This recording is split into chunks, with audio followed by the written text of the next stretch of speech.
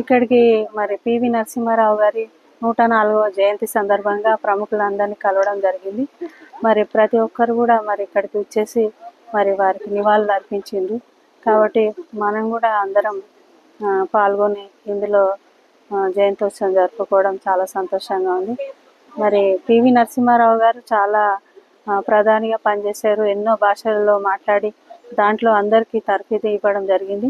మరి పివి నరసింహారావు గారు మరి ఎంతో గొప్ప వ్యక్తి. అలాంటి వ్యక్తి మనకు దొరకడం చాలా అరుదు. కాబట్టి వారు లేని లోటు మనకు తీరుతుంది. కాబట్టి మరి పివి నరసింహారావు గారు మరి వారు సాహిత్యపరంగా కూడా ఎన్నో రాశారు. మరి వారి వల్ల అందరికీ మంచి జరిగింది. కాబట్టి ప్రతి ఒక్కరు కూడా వారి ఆదర్శాలను పాటిస్తూ వారిని అనుసరించాలని కోరుకుంటూ అందరికీ కృతజ్ఞతలు. స్థితప్రజ్ఞుడు మనస్థిరాస్తి ఘనుడు పివి, ఇహపర సాధన శోధకుడైన పివి, తెలుగు తేజ కీర్తి కిరీటి పివి, న్యాయమునందు తొనకని బెనకని దివ్య, దిక్కులేని వారనుకొని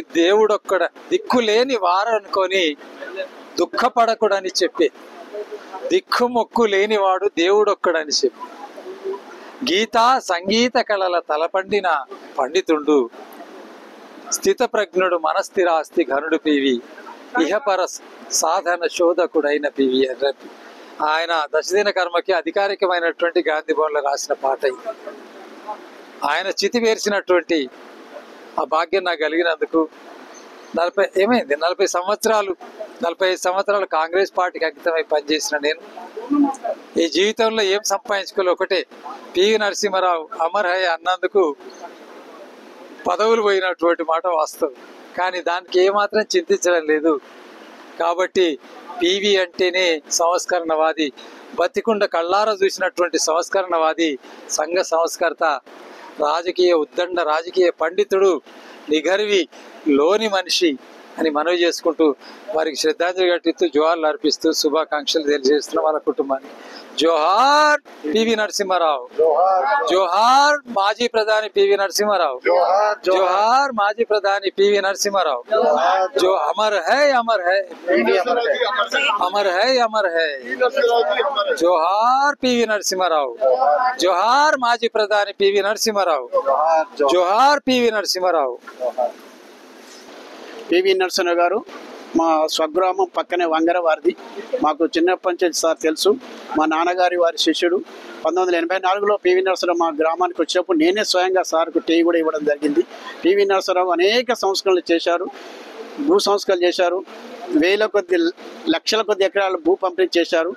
విద్యా వ్యవస్థలు, రాజకీయ వ్యవస్థ ఏది ప్రక్షాళన తన మనస్ఫూర్తితో సమయస్ఫూర్తితో చేసిన అపరజ్ఞాని, అపర మేధావి, భూ సంస్కరణకర్త పివి నరసింహారావు గారు. 73-74 రాజ్యాంగ సవరణ పివి నరసింహారావు గారి దయ వల్ల ఏర్పడింది. నీటిపారుదల వ్యవస్థ కానీ, విద్యా వ్యవస్థ కానీ, రాజకీయ వ్యవస్థ కానీ ఏ రంగంలో చూసినా పివి నరసింహారావు గారు ముందుండి తన సమయస్ఫూర్తితో అపర మేధావి భూ సంస్కరణలు, ఆర్థిక సంస్కరణలు, అనేక ఇబ్బందులు భారతదేశ క్లిష్ట పరిస్థితి ఉన్నప్పటికీ కూడా పివి నరసింహారావు గారు తన మేధా సంపత్తితో, తన అపర జ్ఞానంతో ఎంతో మందికి భారతదేశానికి క్లిష్ట పరిస్థితులు కాపాడిన వ్యక్తి పివి నరసింహారావు గారు. పివి నరసింహారావు గారికి భారతరత్న ఇవ్వడం కేంద్ర ప్రభుత్వం తనకు తాను గౌరవించుకుంది. పివి నరసింహారావు గారు చేసిన అనేక సంస్కరణలు, వారి కుటుంబ సభ్యులు, వారికి మనంతా రుణపడి పివి నరసింహారావు గారి బాటలో మనం